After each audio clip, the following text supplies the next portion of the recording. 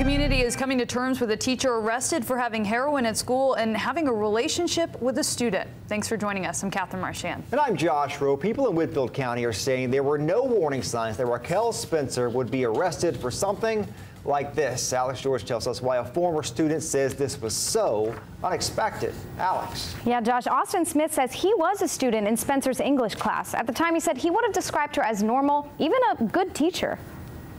Raquel Spencer was a teacher and cheer coach at Northwest High School. It's weird to see your teacher in a mugshot like that. Just 4 years ago, she was teaching Austin Smith at the Northwest Georgia Career Academy. I had her a couple years ago. She was my reading language arts teacher. Earlier this week, Spencer was arrested for possession of heroin.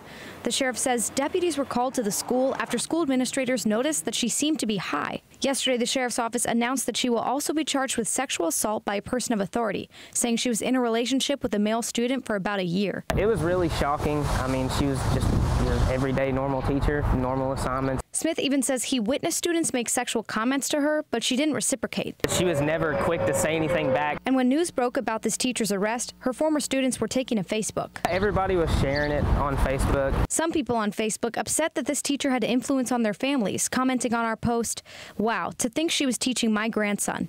Others claiming she was their teacher and they knew she was crazy. But Smith disagrees. I actually seen some of that and I thought it was strange that people were saying that. He says he's one of the students that sees the situation differently. I was surprised, but at the end of the day, I mean, you got to realize she's a person. You know, people mess up. Superintendent Judy Gilreth says Raquel turned in her resignation on Wednesday. She also says that Spencer had a great track record with the school system. Josh? Thanks, Alex. The Sheriff's Department says this case is still under investigation. Dozens of gang members fill a